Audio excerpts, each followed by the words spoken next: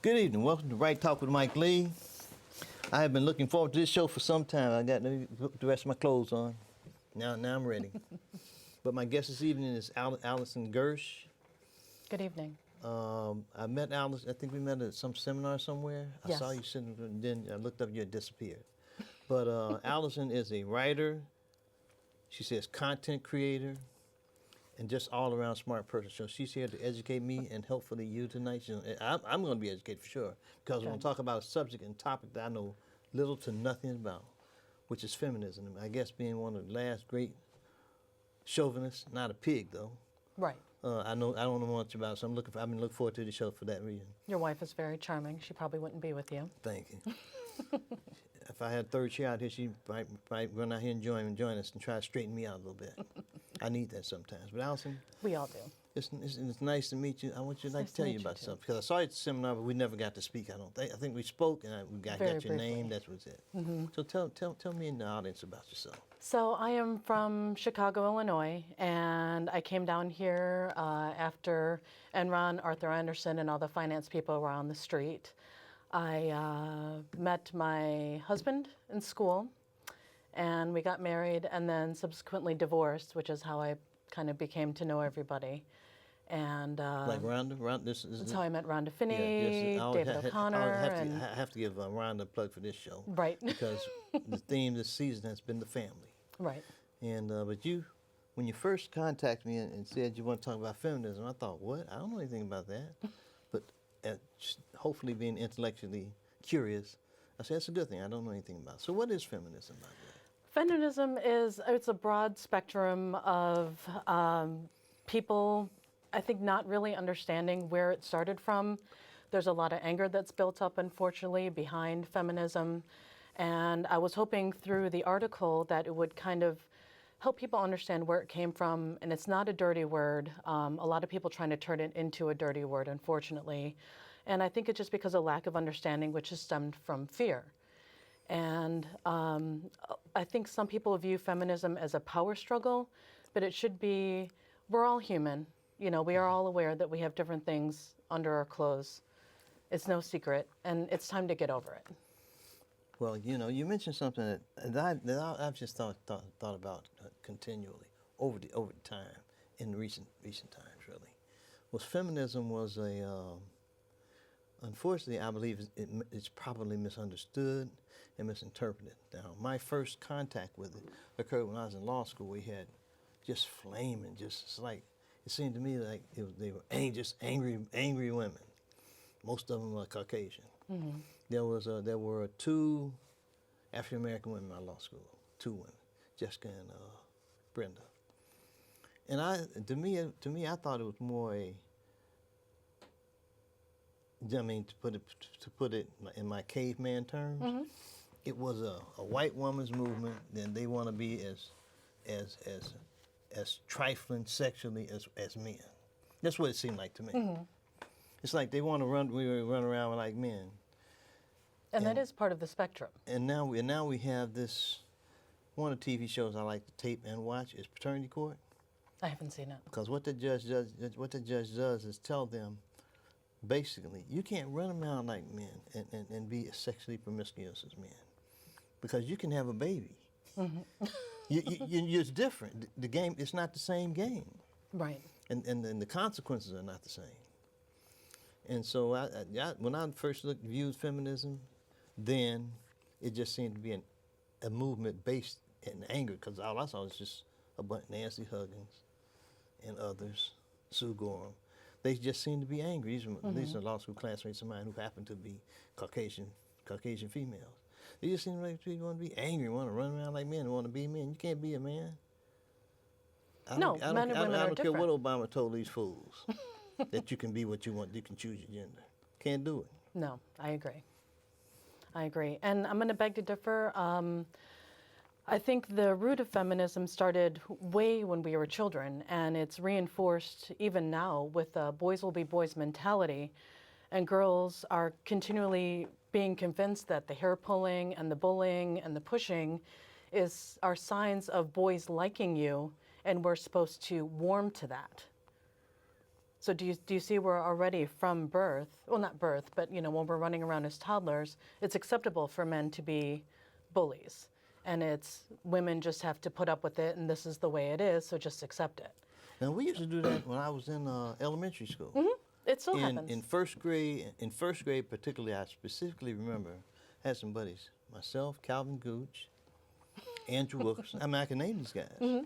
And we used to chase the girls, trying to pull their hair. That's what we did. And no one told us. It was just what we did. It was recess. And it was reinforced. We had 15 minutes to do that. So you had to get it all in. So we run around school chasing girls. And what was so strange was I always noticed there was some guys running behind us. And I used to wonder, even back then, I'm thinking, what Lord? They couldn't run as fast as we could run. Oh, I see. I'm thinking, what Lord are them running behind us for? It turned out he thinks he can be a woman.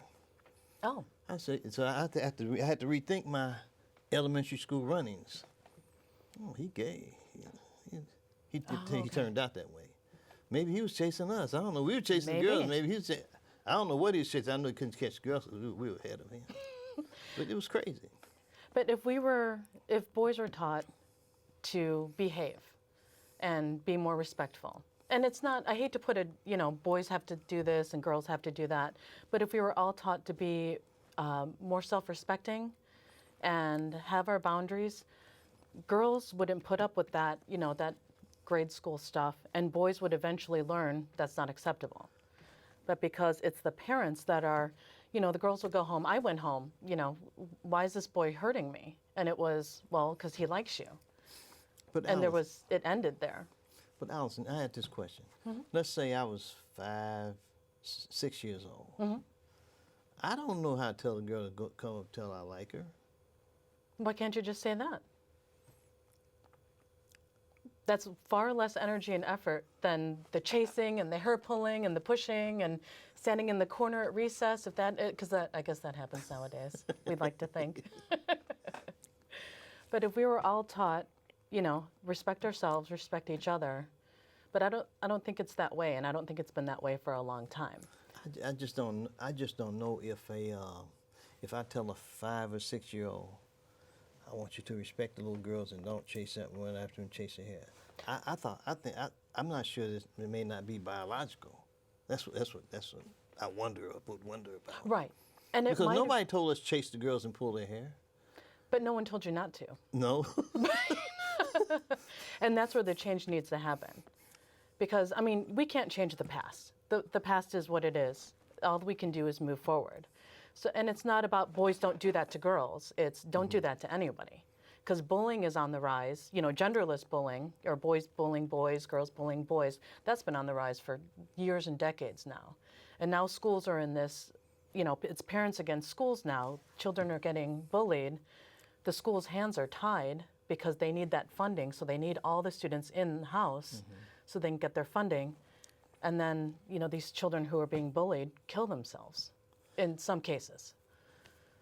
What made you curious enough to study this subject? Well, I got divorced, how'd you get to that? and I started dating, and it was very yucky. It didn't go very far at all. So eventually I got onto online dating, and I was very clear about once we get to know each other, then we can have a relationship. So my entire dating profile, I didn't get any traction on it. You didn't get any hits, huh? No hits. I got some interest, some likes and what have you, but which I was like, if this is what it takes, I'm just going to be single and I'm okay with that. So I started, when you're single and you have a lot of time on your hands, you're going to start researching, reading. So I started researching why this hookup culture was happening. If you talk to people individually, nobody likes it. But then, online and socially in a macrocosm level, everybody seems to do it, everybody. I think that's because you don't have that person-to-person contact. Right. But there is definitely person-to-person contact in hookup culture. But I went on from there going, there's a reason why these studies are taken from a male choice perspective. So a lot of these studies, going all the way back to 72 and further, they're all taken from a male dominant perspective. So the man gets to make the choice, and the women just gets to choose if it's a male, if they're interested, and if the person's of the right age. And the men get to choose everything else in these models and in these studies. Reality, of course, is a much bigger spectrum than that. And so I followed these studies back to a study done by Robert Trivers in 1972 called Parental Investment and Sexual Selection.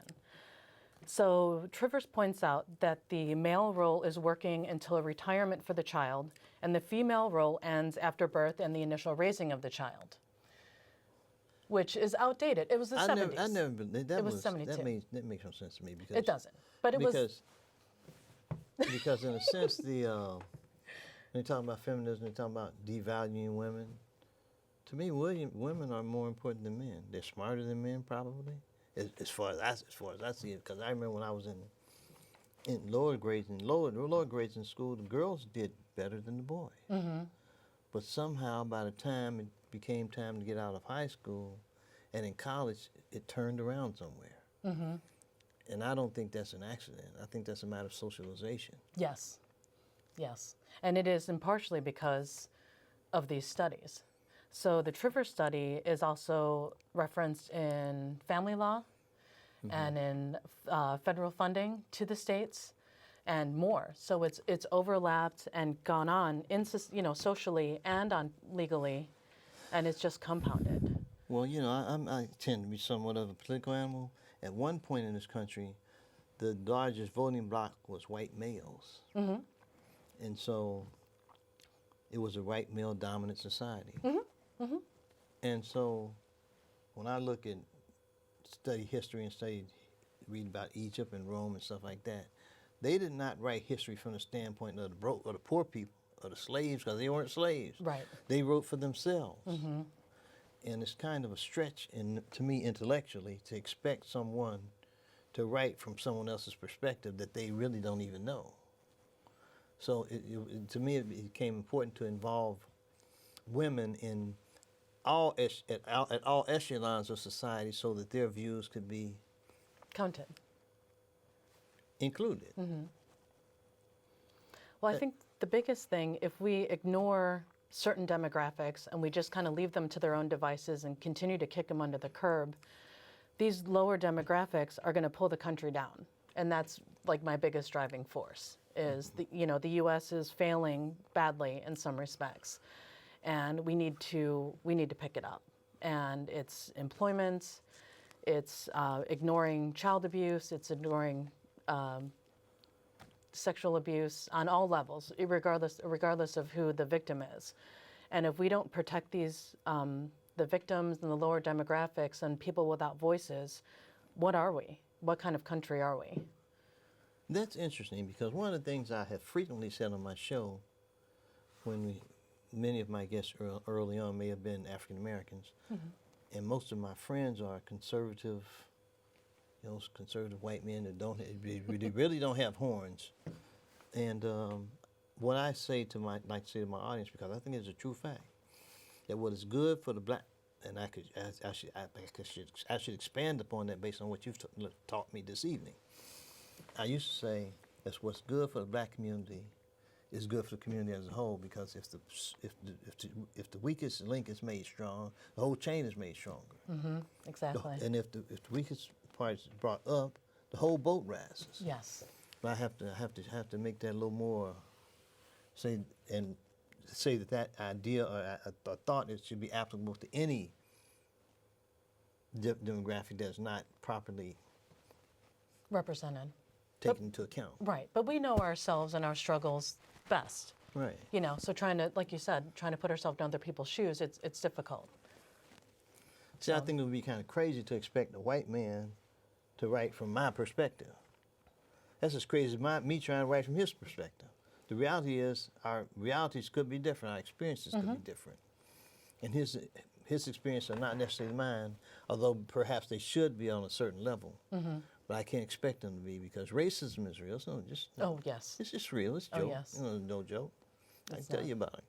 People can treat you based on what they see. Mm-hmm. Because in many instances, what we see is what first hits us. It's what we see. Not what we hear, not what we think, not what we figure out, not what we reason on. It's what we see. And,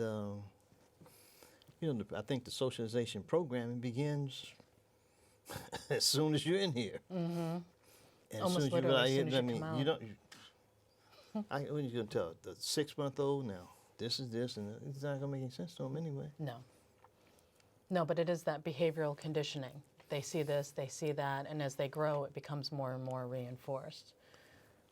Now, what you mentioned one thing that I would like you to expand upon, if possible, is how this has a negative impact in the family law area. What can or should or could happen to improve that situation? Because I'm particularly interested in the family. I think there's a family crisis in this country. There is. I totally agree.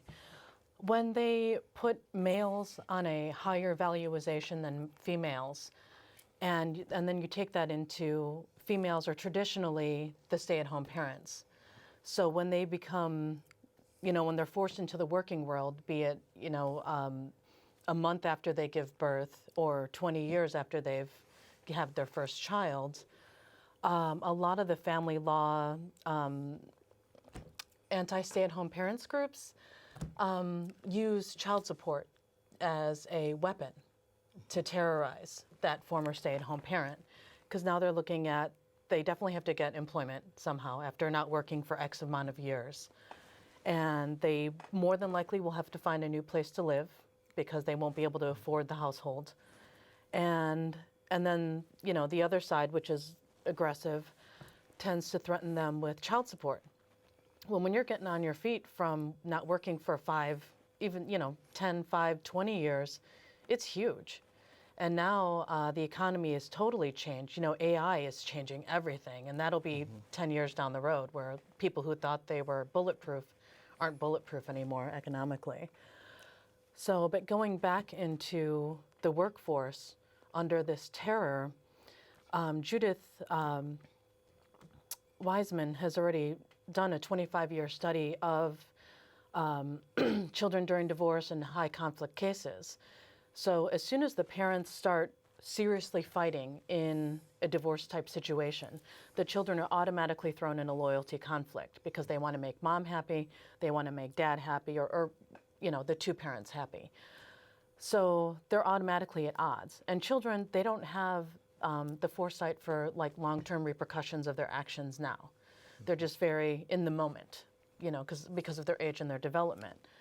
So when they're telling one parent this and the other parent this, and it's both what the child thinks they want to hear, it just escalates on. And then it's fire, fire, fire. All of a sudden, everything this child's saying, what was supposed to be in a protected therapeutic environment, is all over the court. So these children are betrayed because they had a therapist who's now testifying about everything they say. The parents are going in, throwing it around, and these children are spiraling out of control. Well, one of the things that I hope that I'm learning, I hope the audience picks up over the series of shows that we've been doing, is that the courtroom and the legal system, so-called legal system, I don't think is an appropriate forum to try to resolve family issues, especially where children are concerned. Correct. Because most times they're ordered not to talk to the children about it, which is insane. And the children only have questions. They can't figure it out by themselves. And really, to me, courts are cutting off the parents' ability to try to help the child. Yes. If it's in the best interest of the child, how is it in the best interest of the child not to be able to talk to your parent about a problem? It's in my profession, and I've been in it for 42 years, there's some things that just don't make sense. Yes. And they need to be addressed by some common sense approaches. Well, a lot of people assume that family law is all about due process, and it's not. It's a chancery court model, and the judge can basically throw out code. I mean, why did we elect those people? Right, why do we elect the senators into power to make these laws for the judges to ignore? We're wasting our time. And because there's little to no accountability, especially in the state of Texas, where the psychiatry board is behind, the marriage therapist board is 5 years behind on the review process. So there's open complaints about, gross grievances, and these people are still practicing. They're still assigned to these cases, and they're going on, and they're making tons of money on top of it. Well, they're pimping, they're hustling. Mm-hmm. And it's running, they're preying on vulnerable people in vulnerable situations. And to me, that's just low down and rotten. It does. But they have their own... street terms. Yes. And they have their own denials and their own biases that kick in. So they justify their actions with they're helping these children, they're, keeping the monster away, in some regards. And a lot of the time they ignore everything that's going on in an evidence-based hearing. Now, getting back to feminism per se, there's kind of a view, from a political perspective, it seems like feminism is not fair. Feminism only applies or is only relevant if liberals don't like a judicial appointment or something like that. So it seems like feminism is not for all women. Feminism is for Democrats, but not for Republicans, which is insane to me. It is. Because we're all people. But I have a video that pertains to the issue that I'd like to see. Okay. Okay. It's a common talking point among feminists claiming to support women, unless, of course, you voted for President Trump. Listen. When I see women doing that, I think, why are they publicly disrespecting themselves? Why are they opening the door to have someone say that about them in their workplace? There's just no evidence that he has an understanding of what women's lives are like today. Our next guest argues feminism has very little to do with women, instead arguing, quote, it's an elitist exclusive club where the rights of women are championed only if you are a certain brand of woman and only if it suits a liberal political agenda. Joining us now is freelance writer and former press assistant for Senator Rick Santorum, Lauren DeBellis-Appel. Thank you, Lauren, for being with us. Good morning, Ainsley. Good morning. So I read your op-ed, but for the folks at home that didn't read it, what is your message? Well, I think millions of people just like me that voted for President Trump, and there's 42% of us that voted for him and chose not to vote for Hillary Clinton. We are tired of hearing from people like her and Michelle Obama and liberal Hollywood elitists that we should vote for somebody just because they're a woman. We're tired of being lectured to about what we should think and what we should believe and who we should vote for. We are intelligent people and we can think for ourselves. And the definition of feminism is to think independently. And apparently that's not what we're allowed to do anymore. A lot of Republicans say the feminists are teaching tolerance of everyone, women's rights, unless you think differently than they do. You agree with that? Correctly, correct. You're allowed you're not allowed to think differently than they do, and if you do, you're shamed and you're ostracized by them and by the Hollywood elitists that think like them, and we don't want to be lectured to anymore. People were really they were so upset with Hillary, as you remember, when she said the deplorables, calling all the people who support Donald Trump deplorable. She lost a lot of votes because of that. She is in that soundbite that we played at the beginning, at the top of this interview. She said if you voted for President Trump, you're disrespecting yourself. Do you take offense to that? That you're disrespecting yourself if you're a Trump supporter? I absolutely take offense to that. Again, like I said, we're a large group of people. There are 42% of us that voted for President Trump. And, we're moms like I am. We're working career women. We're intelligent people. We can think for ourselves. We didn't, like she said, necessarily take our cues from our husbands and our boyfriends. We decided for ourselves who we could vote for. And we didn't need to be told. And we didn't just get in line just because they told us to and vote for a woman just because it was a woman that's running. I mean, quite honestly, that's what she ran on. We were told that we were supposed to vote for her because she was a woman. And, voting for someone just because all they bring to the table is their gender is honestly the dumbest thing I've ever heard of. So what is your message to feminists this morning? it's, you know, I think we need to be more inclusive. I think that we need to support each other no matter what our views are. And I think that we need to stop lecturing each other. We can think for ourselves. And the definition of feminism is thinking independently. You know, we can decide for ourselves what we believe. We're intelligent human beings, and we don't need to be told what to do. Okay. We can choose that for ourselves. Thank you so much, Lauren. You can catch the op-ed on foxnews.com. Alison, what do you think about that? I agree. We shouldn't be trying to shove our own opinions down other people's throat. I mean, people died so we could vote for whoever we wanted to.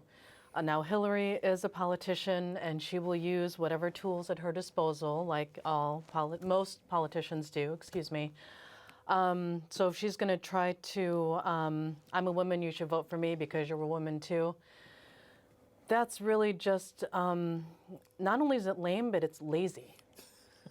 It's just lazy. I mean, show me something else. If you want to look at Hillary's history, she's thrown little girls under the bus during rape cases. Granted, it was a long time ago too, and it was her job to be a lawyer and get her client off of the charges. But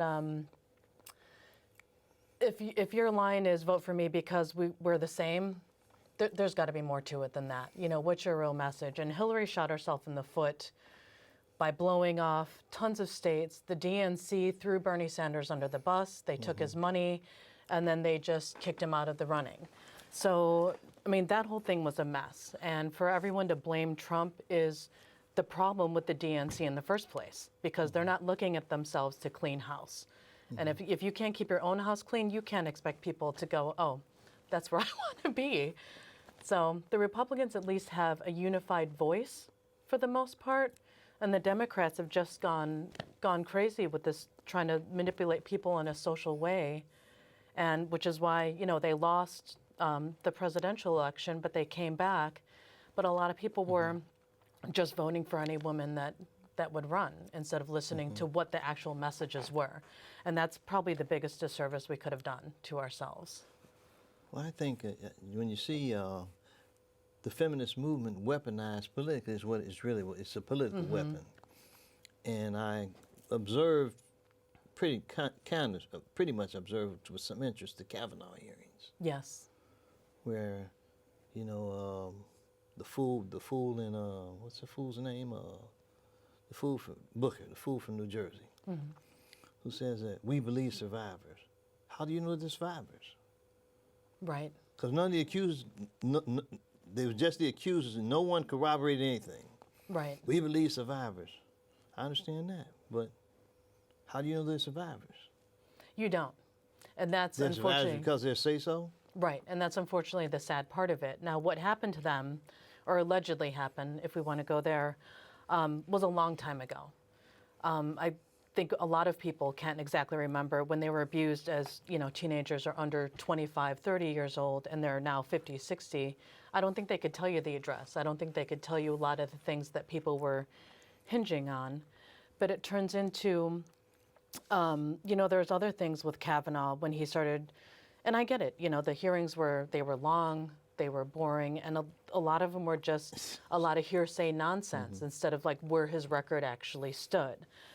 So when he blew up about, you know, I drink beer, do you drink beer, you know, I black out, you know, it's just, he was just being human. You know, it's like after days and days of grilling like that, what are you going to do? And, you know, Trump gave a lot of people hope. A lot of people voted because Trump ran and he was not a politician. So I totally understand why people voted for them. And whether or not they still agree with it now or they come back, that is our right to keep that to ourselves or to have open debate about it. But if you're going to turn into you hate women because you voted for a man, it's totally ridiculous. And to me, that kind of oversimplifies what I thought as a pretty uninformed law student, which is they think it's a war. Yes. They think it's a Saul Alinsky thing. You're always at war with someone. But the thing is You should try to live together. right. But because they've been layered in this whole, you know, boys will be boys, girls just have to deal with it, and it goes on to income, it goes on to housing, it goes on to, you know, being a stay-at-home parent and then trying to restart your life again. You know, there's even Brock Turner, you know, he raped that unconscious woman, and he only got 6 months for, maybe he drugged her. Nobody knows. That's the thing, and it's not okay. I mean, he should have gotten more than 6 months. I mean, his life is ruined. That woman's life is ruined. So Now, to me, it kind of takes a racial angle, kind of messed up. You have this thing that happened to Bill Cosby, and you got Harvey Weinstein. Bill Cosby has been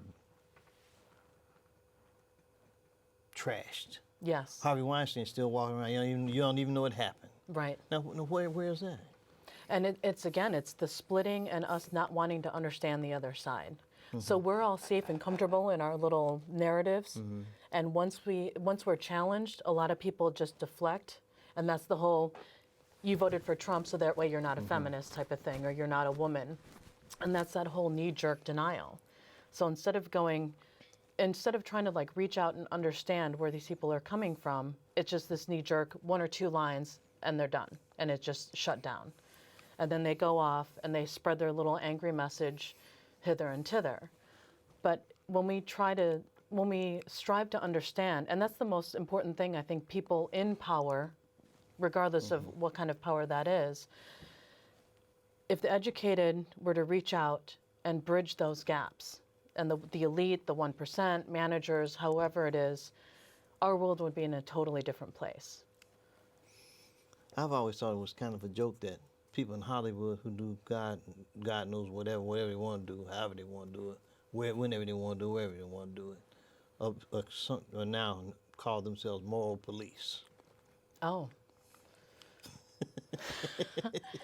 Well, unfortunately, that's true because the American public prefers, Hollywood tabloids to what's going on with our country. And that's, media and social media shoving that down our throats too. So it's up to us as individuals to step up, pull ourselves up by our bootstraps and become more socially responsible in our actions and in what we do too, who we vote for. Do we return that money if some cashier overpays us? Now, I've often wondered to myself, what is the end goal? Is the end goal for everyone to have equal realities? Because as a man, there are certain parts of reality that I won't experience that a woman experiences. Of course. It's just reality. It's just a matter of there's some biological limitations to what these people think they have in mind. To me, I could be wrong. I'm just musing. It just seems to me that if women want to be treated like men. And see, the scope of feminism wasn't treat me like a man. It was pay me the same as a man. Yeah, and I go along with that wholeheartedly. Because you do equal work, equal pay. That's way back in. But that also breaks down into race too. White males will traditionally make more. Now, are they better negotiators because they were taught boys will be boys and their ego has been reinforced while everyone else's ego has been suppressed? Because that's the way it is, black man. That's the way it is, girl. That's why I was really thankful to see that the OJ case happen, and the Johnny Cochran was his lead counsel, because it kind of demonstrated to the world that people who happen to be black, who happen to be lawyers, can actually do good jobs. Yes. To me, it's almost as though the entire world has forgotten that the people who built pyramids were black people. They weren't people that immigrated from France's caves and went to Africa and built pyramids. Right. They were black people. So what's the big deal? And I think the only thing it can go back to is people make money through that separation and that division. If it wasn't advantageous for certain people in power, they wouldn't do it. And now they get power by perpetuating that mess. But who are we? We feed it in a way. Individually, not you specifically, but society does feed it in a way by falling in line. So that's the whole. We go back to when we let people like Brock Turner off. We're in a way giving permission because no one does anything about it. So it's shame, and that's it. And even when the shooting that just happened over the weekend, which unfortunately I don't know that much about, but when anger and hate take over and they cloud us in that way, we're losing. We're not winning anything. You might win a couple dollars this quarter, a couple dollars next quarter, but where do you end up? We are destroying the world. And it's through fear, and it's through separation, and it's through lack of understanding. But now social media has only blown up. You can block whatever you don't want to hear. You can just get rid of it. So then your little environment only becomes more and more entrenched. Your views only become more and more entrenched because no one's willing to challenge. And that goes back to neuroplasticity. So our brains, when our brains make new thoughts and new connections, we actually can feel it in our minds. And it's new and unusual, and everyone, because it's new and unusual and it's not comfortable anymore, everyone steps away. Is it a fight or flight? society. Is it the fight or flight thing? A little bit, but we've been made way too comfortable. You know, Western society has taught us to feel good all the time. That's not reality. I mean, you know, you work out, you try to get healthier, you're going to have a little pain. You know, you might hurt yourself, but you're doing new things in order to promote your own longevity, to promote your education, you know, whatever path that you take. And if we don't, not revel in that uncomfortable, but if we're not okay challenging ourselves, where are we? I mean, might as well just lay down and die in a ditch. If we think we're at the be-all, end-all of understanding, what's the future hold? So you think that we need to, in a sense, do more intellectual, mental exercise and thinking about what's going on and looking at what's going on? Yes, and be willing to talk to and listen to other people, most importantly. You know, because I know my side, and I grew up in a lily white school, and I look white, but I'm not. So, you know, they all knew, and I thankfully was too dumb to know what was happening, but so I don't know, like, what you've gone through, which I imagine way more extreme than anything I went to. Mine was little stuff, you know, just little kid stuff, and then as I went further on in school, you know, the races became more and more meshed, so it was different. But if we just ignore it and pretend it's not happening and make excuses and these little attacks, oh, the feminists are angry. They are, and they do have a right, but they don't know why. And I think if they understood why, it would be a totally different understanding. I don't think they'd be so angry. They'd want to reach out. And I think men are kind of at the losing end of this because women are angry. They can't necessarily explain it because they don't know why. You know, they know their experiences, but they don't know exactly where it came from. And you know, the men are kind of catching the brunt of this. And this is where we've got to stop and we've got to educate ourselves and each other and listen. But, you know, having that open heart, that open mind, it takes a brave person to just sit and challenge themselves and listen to someone else's opinion. You mentioned something about that you grew up in all lily white situation. In Puerto Rico, would say you were a little peje, right? Japanese, German, Russian, and heard that? Italian. No. Okay. I think that it's important that we as people and as a nation start to think if we still can. I don't wonder sometimes if our total dependence on things like cell phones and TV has reduced our ability to actually think. Yes. And when I read a lot of stuff, and when I read about the dumbing down of curriculums in high schools and college and whatnot, it's like they're going to turn out inferior minds as opposed to turn out superior minds as they did in the past. Which is already happening, because if you look at the educational gap, they're bringing people in from what used to be third world countries because their education standards have gotten so high. And ours have gotten so low, unfortunately. And it's not even across the board. It's the poorer communities have less of an education, and the richer communities have a much, much better education. And, you know, we can get into Robin Hood, but there needs to be a baseline, a minimum baseline of education that all kids get. And it's not happening. And we're hurting ourselves. interestingly, where my wife and I grew up in Lincoln Heights, South Cincinnati, Ohio, we were in an all-black circumstance for real.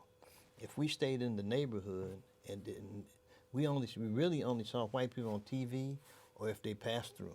Oh, wow. Or if we go to one of the white neighborhoods that surrounded us. That was the situation we were in. And the school that we were in did not have the best of facilities, of course. Yes. And one of the photos in my intro is Mr. Holloway. He was the superintendent of schools in that all-black district. And he was my Pee Wee basketball coach and great guy. And I spoke with him probably about 10 years ago, and I asked him what he felt his greatest accomplishment, because he later became superintendent of Cincinnati Public Schools. He thought his greatest accomplishment was being able to merge that all-black school district into an adjoining white school district.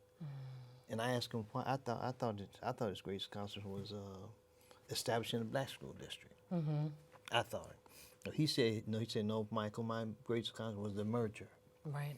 Because I said, why, Mr. Holloway? I told him what I thought, right? He says, Michael, because when I was able to effectuate the merger, it gave those black children access to facilities that they didn't have before. And I believe when my wife was 2 years behind me, no, 3 years behind me. And she was part of the merger. And she has mentioned to me herself that about the difference in the level of academic challenge, the difference in the facilities, and the different opportunities, particularly for black women athletically. Because in the black school district, there were no athletic opportunities for black girls. All they could do was be cheerleaders. Right. But when they went to the merger situation, they were able to play volleyball, baseball, and other sports, run track and things like that. Now, when we were in the black school district, that school district did not even have a track. But my boys in my senior class I would have been in, they won a state track championship and didn't have a track. You hear me? Yeah, that's... The guy you sent us some pictures, Greg Stemmer, he, Lofell, Tyrone Jones, they won a state track championship, and the school didn't have a track. You didn't hear me. The school didn't have a track. I heard you, yeah. Okay. They won a state baseball championship, that same group of guys, and a basketball championship. Hell of some guys. With no equipment. No fields. They had a baseball field. Okay. They built a football field about the time I was in 9th grade or something like that. That's ridiculous. And in that, despite that situation, Lofell played pro football, Tootie played pro football. My friend in the video, in the intro video, Greg said he played 10 years in the NFL. There's another guy who would have made it, Gerald Williams. He would have made it. He had some hell of athletes. We had heart. All we had was heart. We had heart. We didn't have no facility, just had heart and talent, and raw talent. But that talent was obviously was not maximized, because we had one of the coaches said only 10% of the talent in our neighborhood was probably tapped into. Right. But because of lack of fields. Because we didn't have the stuff. Now my experience was a little different, because in 10th grade I transferred myself to a different high school that was half white and half black. Okay. And so I ended up because I wondered to myself as a 15-year-old, can I compete with the rest of these people out here? Because I played baseball on an almost all white team. I played basketball on an all black team. Oh. And when I played baseball, I played against the all-black team that I played basketball with. So I was like, kind of like a wild card. Little conflicted. But it's good for me. And when I transferred, the good thing was that was fortunate I had was when I transferred to the school in Cincinnati, Withrow, I had a very good counselor there, and I was able to maintain my academic performance, and I ended up getting a free ride to college and law school. Good. But I was just one of the lucky ones. I just happened to, my buddy who's in the video, I think Greg Gagey, always tell me, we were just born at a good time. Yes. Because it was what was constructed when we were growing up was designed for us. It was designed for the sons of teachers and principals and things like that. Right. We're just some lucky guys. Had a lot of heart though. Yeah. It had no money. See, and that's sad because there were people in the community and around the community that were convincing themselves that you guys had enough. You know, you had enough equipment. It was okay in their mind to rob children of these opportunities. They didn't have facility for it because, as a matter of fact, when we used to get so-called new books, I believe they used to come from one of the white school districts that surrounded us. I believe they were it. through with them, so we got the hand-me-downs. Because you'd get the book and all the who had the book already filled in. You put something over and you keep on going. But you do as much as you can with what you have, which was what we did. Right. But getting back to feminism. Feminism, in a sense, is new in terms of recognition. Right. It's reemerging. I don't know that it existed back in 1955. No. No, at that point it was, I mean, I think it was a little bit more passive aggressive You know, in the 50s. all you had was Leave It to Beaver and that kind of thing. June and Ward, Eddie Haskell and the gang. But I believe, and you know, the thing that I find as professionally disturbing is feminism. It seems to me I see more women lawyers now, almost as many women lawyers as I see men. So that seems to be a fertile breeding ground for the Nancy Hugginses of the world. Right. But they come equipped with all that, and it's just, they're frustrated and they don't know how to deal with it. And it's like all things, you know, misogynic reality has a wide scope. You know, you've got your MGTOW people who are, you know, upset and they celebrate, you know, beating of women and these, you know, kind of rapey situations. And you've got the angry feminists that are kind of doing the same thing, just not as physically aggressive, but unfortunately that's evening out too. But that's not something to celebrate. You know, we should be looking at those numbers in shame on both sides of gender, or all sides of gender. And it's not, us treating each other worse is nothing to be proud of. I mean, we should be celebrating, you know, we taught those kids to just, you know, cool it and treat each other with respect. And, you know, talking to them like adults is not going to work. You have to talk to them like children. You know, how would you feel if Sally pulled your hair and shoved you into a wall, you know? I would feel fine. Sally would come up empty with me. That'd be cool.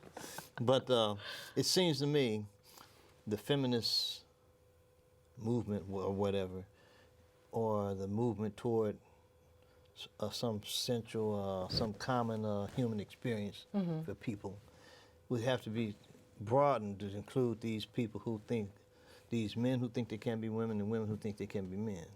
The ones who think they can wish their way to a gender change. Right. But do men really want to be women? I mean, do you want to walk out of this in dark wondering if you should have brought a weapon with you, or, you know, can you walk past that group of men safely without being touched, you know? Now, I may be the quintessential chauvinist, but I don't think women don't open doors for me and don't treat me special. That's part of it. And when I see people who are confused, you know, I think to me, they should be part of the conversation too, because they need to, you know, I don't think no man can live a life of fear as a woman would. Right. See, for example, I'll go out and take a walk at midnight in a minute.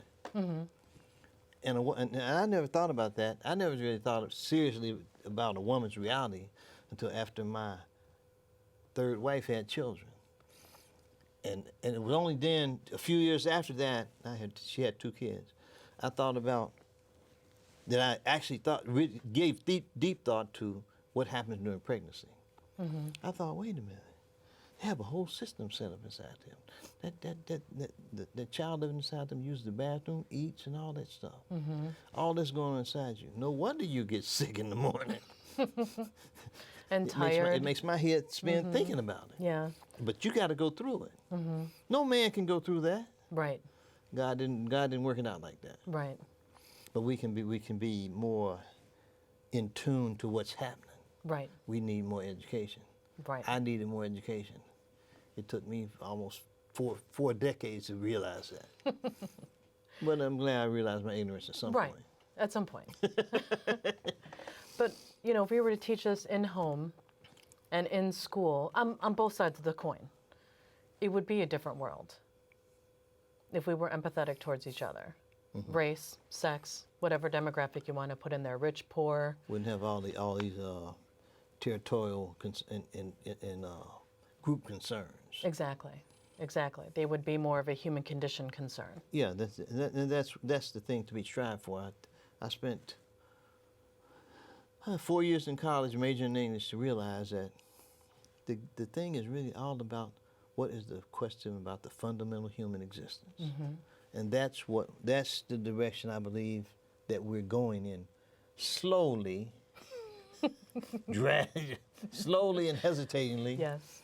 But it's about the fundamental human condition. And that's what all these that would embrace all these confused people, men, women, not animals. Right, no, but the angry, the hurt, Yeah. the fearful, they'd all fall under this umbrella. But it's up to the ones who can see it to put our hands out. Big time. It's up to us who think we can think a little bit. But see, you're a writer. What is it? Writer, Researcher, content creator, all around troublemaker. smart guy. I'm just a lawyer. Just a lawyer. Trying to get what's right done and help some people. That's why I wanted to be a lawyer in the first place. Help some people, not to get rich. I wanted to help some people. Right. And I figured if I helped one person as a lawyer, it would have been worth it to have lived. You can beam me up. Yes. He beamed me down last week in court. At least someone caught you. Yeah, somebody caught me. No, so it's just we don't understand each other, and unfortunately social structure isn't built that way. It's not built to engender understanding. And that's one of the reasons I really kind of enjoy doing this show, is because it's a chance to try to educate, enlighten, and help Yes. me and hopefully the audience, because I'm here to learn. I try to learn something every day. I do too. I believe when you stop learning, the moment you stop learning is the moment you start dying. I agree. And I like living. This is kind of cool. It's all I know. I've got a lot of folks who's left on the other side. Yeah. Not one of them has come back and communicated with me. Because they know you're busy. They know you're busy in helping people. No, you've come a long way, and I know you've helped a lot of people in these family cases. I'm trying. But there's a lot more to go. There's only one of me, but I do all I can do. I do Because too. since coming in contact with Rhonda Finney and Speak Love and people in her orbit, I've come to realize there's some people out there that really need help, and they really don't have the money to. What's sad about the system in which I'm an operative is that it's like the rich win, the poor are powerless. And that's not the way it That's the should one be. thing that bothers me. The other thing that really bothers me is that there seems to be no accountability for judges who do foolish things. Correct. Well, you have to go to the judges to convince them to punish Yeah. these other judges, and that just doesn't happen. It's like they're like a frat. We're all like a frat. We are. It's a We are. brotherhood. And I'm a wayward member of the brotherhood, I guess. But you're still in it. Yeah, but I'm one of those. I just believe in doing or trying to do what's right. Well, justice and the law, marvelous, marvelous things. But if we don't respect it, it's an angry tool, and it's control. And that's all it is. I'm right, you're wrong, so I'm going to punish you until you say I'm right. Well, without it, we have chaos, and the only one who's ahead is the one with the gun. Alison, I want to thank you for being on my show this evening. It's Thank been a you, Mike. pleasure, informative, and educational. Good. For me, too. For you, too? I said something? That's incredible. That's incredible. But thanks. Thank you, Mike. And it's good to meet you. It was finally. nice to meet you, too. Finally. Yeah, for real. It took us 2 months to shake hands.